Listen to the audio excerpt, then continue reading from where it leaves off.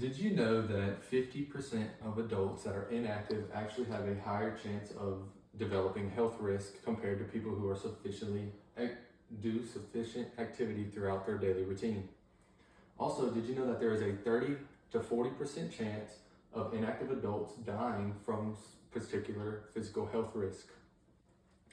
I have currently been going to the gym since I was about 13, and that's almost 6 years ago. I turned 19 in like a month and a half.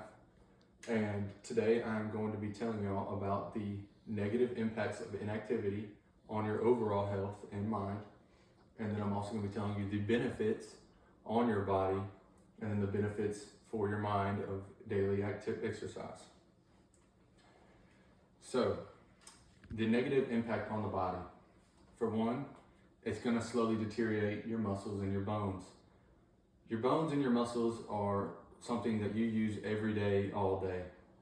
You walk all day or you stand all day, and then even if you just sit all day, still that's going to slowly deteriorate those muscles. So what you could do is you could try and just stand up. Just find, if you do work at a sitting job, just find some way to get those muscles activated. Because say an old metal, it's kind of like your bones and your muscles. The longer you let it sit there, it's going to rust or deteriorate. And that's pretty much the same with all things, it's just like your body. And then blood circulation. When you sit, your veins slowly close up because you're no longer pumping sufficient amount of blood through them or your arteries. So this is going to cause them to close up. This is also going to cause you to become sicker and feel worse physically because those whitened blood cells are no longer going to be able to be pushed through the body sufficiently. If you don't know, white blood cells, most people know this, but white blood cells fight off infection while red blood cells push oxygen through the body.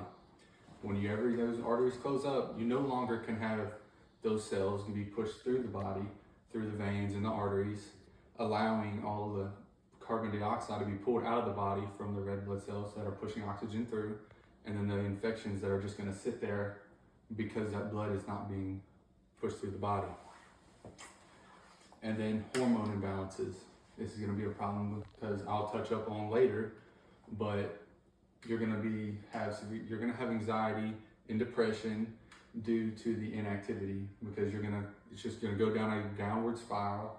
Because whenever you're inactive, you're going to be self-conscious if you gain weight, or you're going to be constantly worried about what other people say about you. This is just going to make it harder for you to actually get up and go out, because there's going to be that voice or that just feeling that everybody's judging you because of the way you look. And there are some people out there like that, but you'd be surprised that most people really do not care. They're more proud of you for getting up and trying to change something about yourself rather than just letting you sit there and rot away, such as those metals I was telling you about earlier that rust away. And then it's just more physical or mental health problems. Godman was talking about that. All right. And then benefits for the body. With daily exercise, your muscles are going to build up. Your bones are going to become stronger. And it's kind of like when you work out or with exercise, your muscles slowly tear apart, micro tearing. But the reason they grow whenever you work out or you exercise is because once they heal, they get stronger and they build up bigger. So that's kind of like that. Well, that leads us to the heart, how your veins become. Whenever you're active, more blood gets pumped through your body because your heart gets stronger when you're active. The way your muscles work is the same way your heart works. The faster it beats, the more blood that's going to be pushed through the body. This will be better for health overall because now the red cells can take the oxygen through the body and bring back the carbon dioxide sufficiently. They're no longer going to be clogged, there's going to have restricted flow, and then you won't get sick as often because now all those white cells can go through and attack the viruses that are attacking your body. And then let's go on to your mental health. So, mental health. This is going to be the anxiety and depression that I was talking about earlier. Exercising can actually benefit this a lot more than you would actually think, because whenever you exercise, it hits those dopamine receptors in your brain.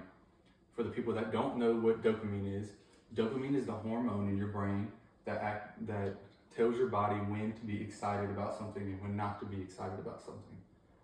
The more dopamine that is pushed out through your body is going to be the more excited you are about this particular thing, such as, say, sweets. I know we're talking about being inactive and being in shape, but I still enjoy sweets myself fairly often, but I still have that exercise almost daily.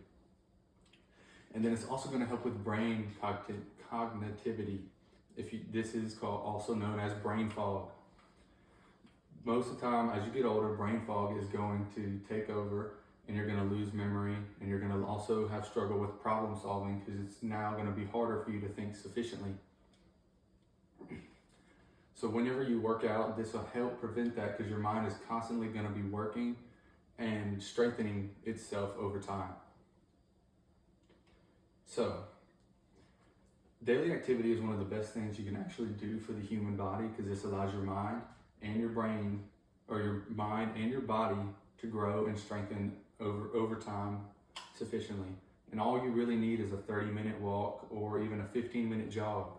The more intense it is, the less you will need, but try to stay around that at least 15 to 30-minute range. What are some small things you can do in your daily life to add that little bit of exercise in there so you overall feel better?